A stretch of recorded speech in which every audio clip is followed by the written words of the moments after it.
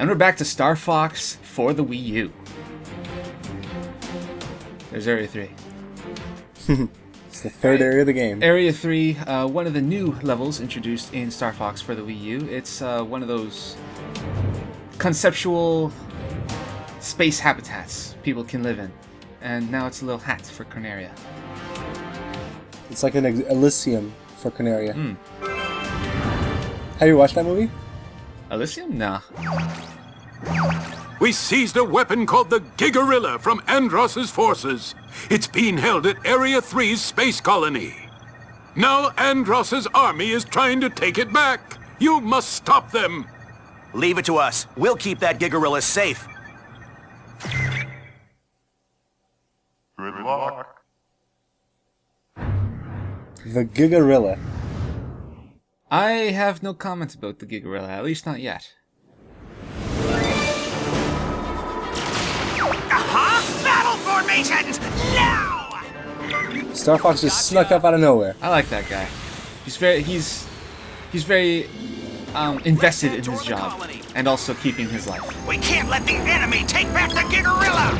He's just a dude working his job. Surrounded! I say we take him head on. Come on, let's go, Fox! Oh yeah, let's 4 dudes fight against God knows how many enemies up ahead. Oh, come on. They're Star Fox. You know they'll win. Yeah, of course. Their R-Wings are just so much better than these little Andross heads flying around. I wonder what material is made out of the enemy ships compared to the R-Wings.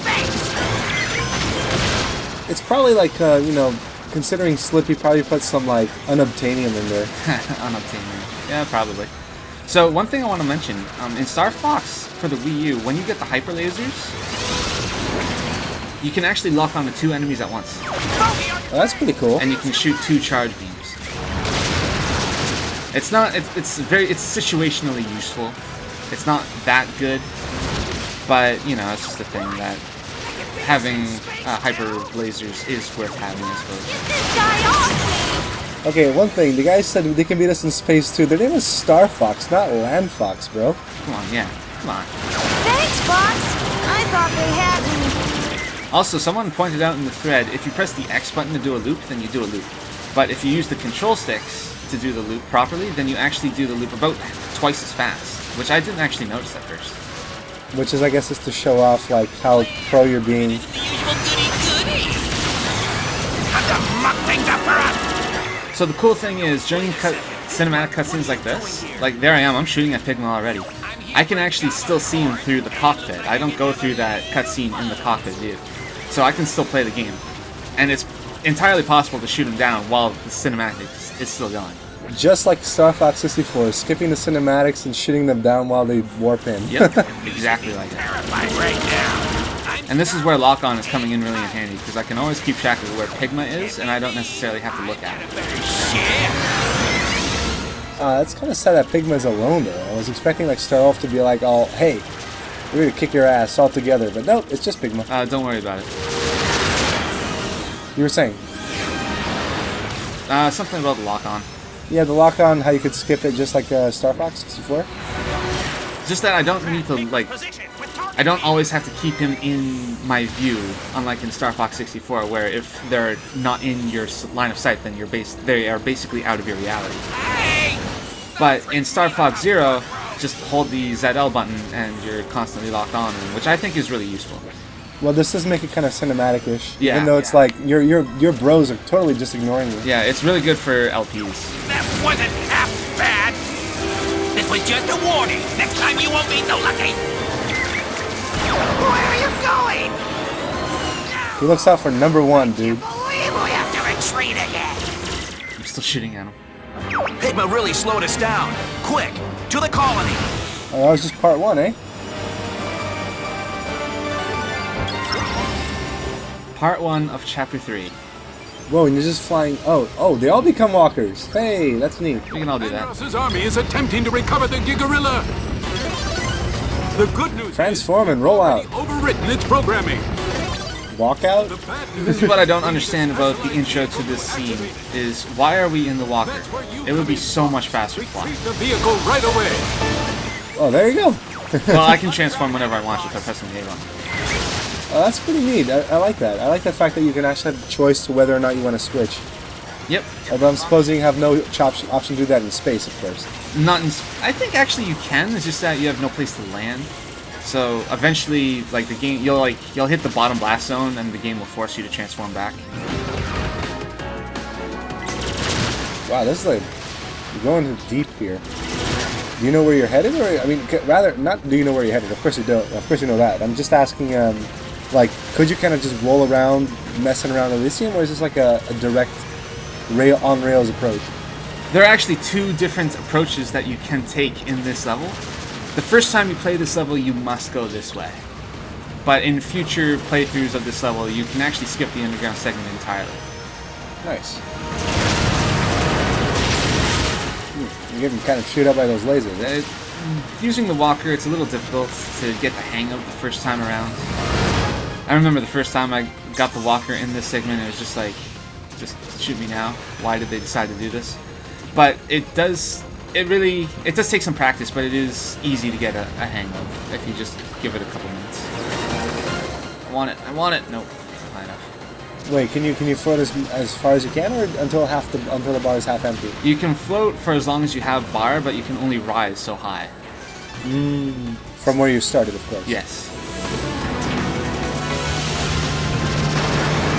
Man, why aren't you going Star Wars Death Run on us here, man? Like the Death Star run. You could just totally... You're Star Fox. You can fly through these things. You know what? Don't worry about it. Oh, here's... Yeah, I'm guessing this is where you have to transform. Nope. You have to be fast? Yep. If you hold up while in the walker, then you sprint. I noticed you haven't picked up a single metal ring yet. Is this just because we haven't found any, or because they're hidden really well? We just haven't found any. We'll be picking up a couple. Nice. This vehicle right here is why everyone hates Star Fox Zero. That is the Gyrowing, a vehicle built for high-tech utility purposes. The controls are simple. The controls are not simple. One of the reasons why they don't like it. Tilt the right stick up or down to ascend or descend, and left or right to turn. Oh crap, it's already more difficult than Battlefield 4, dude. The Gyrowing has an onboard robot named Direct Eye.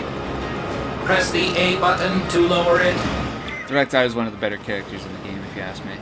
He's cute. Oh, I think... Isn't that little chibi robo-looking thing that I saw in the intro? It is, as a matter of fact. He's stuck to the Gyrowing by tether. If Direct Eye runs out of slack, then he starts dragging the Gyrowing with him. And he has his own lasers through his eyes. I noticed a little... Now there's another pickable up object over there, like silver coin. The silver coins, there are 10, not per level, but it's like... For gyroing level? I don't want to say that either. Some levels have them, some don't. But if the level does have them, then if you collect all 10, then you do get a medal. It's like a little Rob-looking thing, just like that. Yes, that is the reference. Rob 64 looks nothing like Rob, but Direct Eye is directly supposed to be Rob. Oh, what is this then? Direct Eye can hack into computer systems. I'm guessing those all in your gamepad? Haha, I get the reference. If you you can actually look through Direct Eye by pressing select to go through the cockpit view, and the cockpit view turns into Direct Eye's view when he is down. Here's what I don't get. I mean, I can understand like having a new vehicle, but the R-Wing is the R-Wing, man. They should just have made it like transform into gyrocopter mode. That's exactly why people hate the Gyrowing so much. It's not Star Fox, right? Oh, it's not R-Wing. It's not. Fox. Andros wants his Giggorilla. You're leaving your R-Wing behind in the middle of enemy territory, dude. That's like giving the enemy a chance to steal your shit. To restore power to the colony.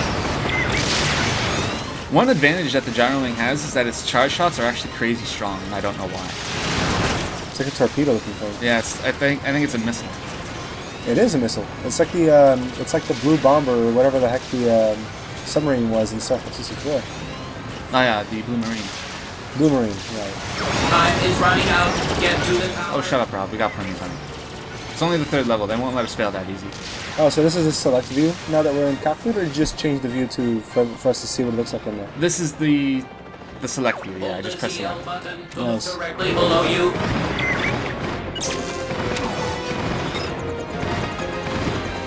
That would be perfect for a torpedo bomb run or something. Accessing computer. Power and communications have been restored to the colony. The Giggorilla is ready to be rebooted. The Giggorilla looks like does not look like a peaceful weapon whatsoever. I wonder why Corneria would build it. I'm pretty sure they didn't. They stole it from Andross, and now Andross is trying to steal it back.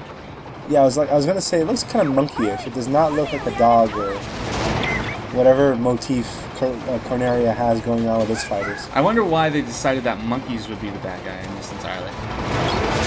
Because Dawn of the Apes reference? Because what, sorry?